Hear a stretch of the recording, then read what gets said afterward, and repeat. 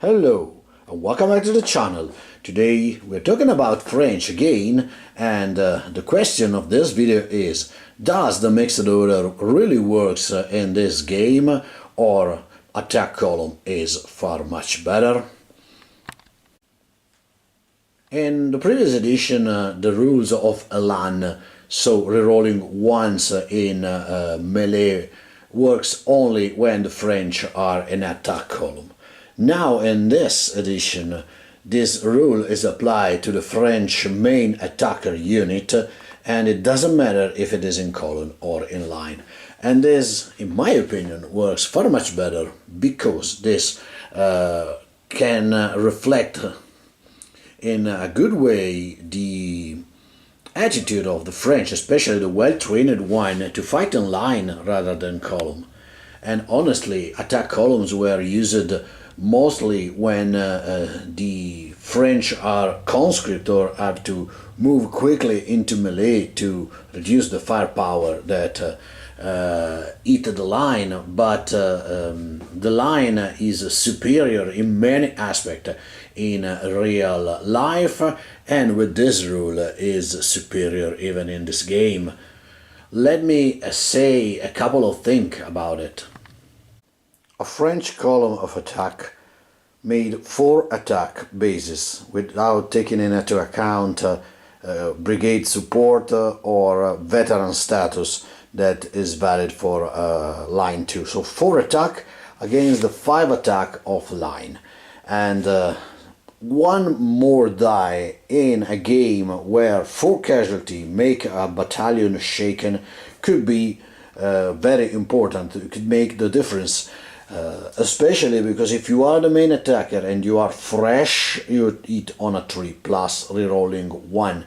So I'm not good at math, but the odds are in the favor of the French that charging fresh into melee, and in my opinion, line in this case is superior to a column. Column grant you more mobility, 12 inches in place of 9, 4 inches more, so you can get quickly into the melee. But keep in mind this: if you reach the melee with 1 unit without really support, probably you will end in a bad way. You can be beaten by a troop in line, or simply take enough casualty to be beaten the next turn. The other superiority of the line is that they can shoot 3 dice in the fire phase in support to the main attack. And this is precious because the column can always shoot 1 die, and could be not enough to prepare the assault, because in this game assaulting a battalion that is just taking some casualty or even is shaken really mean the difference between win and lose a melee. And in this case is where the mixed order has an idea of Napoleon, and he strongly recommends to take mixed order as best as his troop can on the battlefield, and not always sufficiently received by their commander. Grant a flexibility into the French brigade that is quite unique. For example, against British, they cannot form a column of assault, but they are terrible when they are in line, and their stubbornness is exemplar. So, how does this mixed order works for who doesn't know? This is a brigade deployed in mixed order. The central battalion in line, flanked by 2 columns of assault, and I have a 4th battalion in reserves. This allows the central battalion to offer fire support and prepare for assault of the 2 columns into 1 line. This is theoretically the best way to use the mixed order for the French, but let me say that it's better to charge with a line rather than a column, although the column a charge when the enemy is beaten. There is a lot of possibility, obviously, so every game is different, but let me say this. First of all, your two columns are your hammer, while the humble is the line here that could be veteran or not. It depends on your order of battle and your decision. I always speak of casual game. This can change if you play real order of battle or try to recreate a historical battle, because your order of battle is fixed. So maybe you cannot do exactly what you want to do. But in general terms, speaking of casual game, this is the best configuration that I tasted many times for the French. So have a fourth battalion in the back to act as a serves, or let me anticipate to be the main attacker. So they offer support, they can charge. See, if the fire phase is good enough, you can charge with a column with the good possibility to win the melee. And for this reason, you can spot here a detachment of infantry, a detachment of voltigeurs, always attached to the brigade. And let me say, just that I'm speaking about this, make the larger brigade as you can, if you can. In this case, 6 or 7 units into brigade is essential if you are on attack and you want to crush the enemy. The hardest part of the strategy is to find the weak spot of the enemy. Sometimes it will be clear, sometimes not. So be ready to exploit the possibility, but prepare your brigade for the assault if you can, and if you play casualties. So again, why this detachment is important? Because offer fire support and absorb the fire incoming from the returning British. In this example, this is a quite common deployment for the British, one line after another. This one was forced to shoot at your voltigeur rather than maybe in your main line or in one of the columns. But even if the British have support such artillery or other battalion, which usually they have, some of the fire will certainly diverted on your detachment here, and this is an important part of the attack. But they also can move on a flank in this way, or better, in this way, allowing the other column to participate. Keep in mind two things. First of all, how intense will be the returning fire or the defensive fire for the British? Because if you have time, if the British reserves are far away, cavalry or other specialized melee battalion, or if they are just battered or in slow number. So if you have time, you can take your time to weak the enemy, and so even 1 or 2 firing turn could be a good idea. If you are in a hurry to take an objective, to clear a spot, to take a position before the enemy reserves arrive, and in preparation for your reserve to come, maybe you have just one single volley before enter in melee. So maximizing the fire if you can, but taking into account these two situations. If you do not have time, you reach the distance to charge in with your columns, 1 and 2 at a time if you can, and deploy 1 unit in line. You before have seen 4 columns of attack. Use them to march quickly into position. Then, when you are 8-9 inches away from your enemy, it depends what you want to do, attack with a line or attack with a column, deploy if you can and mix it over. 1 single volley, I say, but in Valor Fortitude you will fire before moving. So in 1 turn, if you are lucky enough or you're taking good measure, you can move into this position shooting with your skirmisher, and this means 4 dice in a single British line, which probably end in 1 casualty or 2 if you are lucky enough, and if British is not in open order with some light infantry. Anyway, assuming 1 casualty. Then you will deploy, British will fire your back. In the best situation, it will force you to shoot into your voltige. Otherwise, be prepared to take some casualty in 1 or 2 of your units. It depends on how many British are in front of you, or Austrian, or whatever you want. I, in this case, say British because I deploy this, and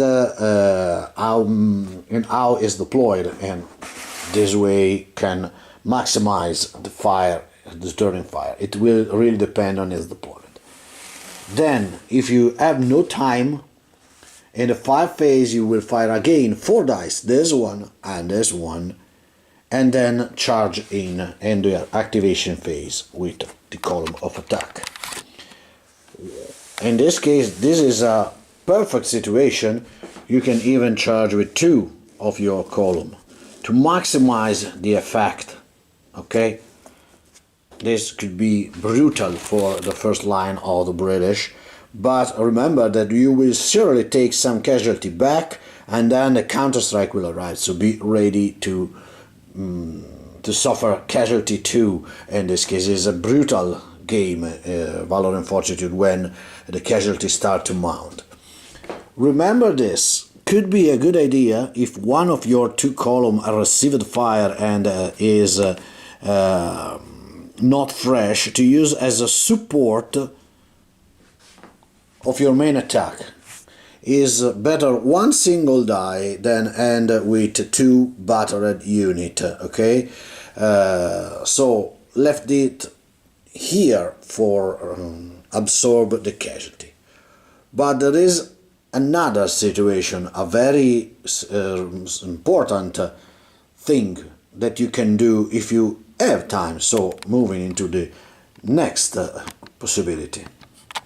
If you have time, if you have time to spare to prepare your attack, or if you are confident in your dice, this situation is far much better, because you have a second line here, and what I said before is perfectly fine, but maybe you will have 2 or 3 fire phase before attack. What that is important is that your attack in this case will come from your line, not the first one that probably will be at this point, after a few volley fired in return, not ready to fight at best, or even shaken, but with the second one that is completely fresh, because it's not possible to shoot at them. So after 2, 3 volley fire, what that you can do is to simply make a retreat with the main line, and then be sure to have maneuver that your line is 8 inches from the enemy, and charge in. And when you charge in with your fresh line, the success is probably sure, because at this point the British is thoroughly battered by the fire, maybe it is even gone, and you are completely fresh. If they are shaken, they hit you on 5, so it's even possible that you take no casualty at all, or just 1, and so you can then withstand the counter-attack with good possibility, while you try to rally your troop in the back and offer support to them, with obviously one of the troop will move into brigade support. Okay, this is very important. And this is why I think that mixed order, if it's possible, is the good way to play French. I know that in other games, such as Black Powder, where is allowed a kind of armor save, column of assault for the French is really strong, because they practically have an armor save of 3+ for every hit they suffer from musketry. if they are guard. Even a 2+ is like a Terminator of GW. But this game is not Black Powder and is not General d'Armée or other game that allows some kind of protection for your troops. So keep in mind that when you go in, casualties start to mount really quickly. So have a fresh unit, maybe a veteran one. I usually play in my brigade one veteran unit that is my final hammer, or the hammer that have a possibility to withstand at least one turn of counter-attack. And another stuff that I always suggest you is, when you find a weak point or you decide to attack in one place, your commander should be around if it's possible. It's very fast. They move 36 inches, so you can plan in advance. You have to plan in advance in every game, and here in Napoleonic is much more important. Why? Because when it comes the time to have a fortitude test, it grants at least +1. And this is the same reason, because in casual game should be better to have a larger brigade, 5 or more, 5 at least, but maybe 6 or 7 units. Take an artillery, take a detachment, take something that grant you at least 6 or 7 battalion units in your brigade. So when it comes, the first casualty comes and you start to roll for fortitude test, is a test on a 2+. +1 because the brigade is 5 or more unit, +1 because your general is around. So even taking casualty, you have you buy time. You trade life of your troops for time. Because, and the last thing that I have to do, this is how the mixed order works, but if you have planned to attack here in this spot, you have to have a reserve ready to enter the fray and finish the job. It could be cavalry, it could be guard, it could be another battalion, it could be grenadier. Everything you have to put into the main effort to crush the enemy line, or to take that particular objective, or to clear the village. Because if you go alone with a single brigade, it's not sure that you can accomplish the mission. And maybe the brigade will dislodge the enemy from the village, but it's so in badly state, it's so mauled at the end of the fight that easy counter-strike from the enemy will push you back or will destroy your entire brigade. So that's it for the French. The next one will be for the British and their disciplined musketry rule. But for now, it's all. Thank you for watching, happy wargaming, and bye bye!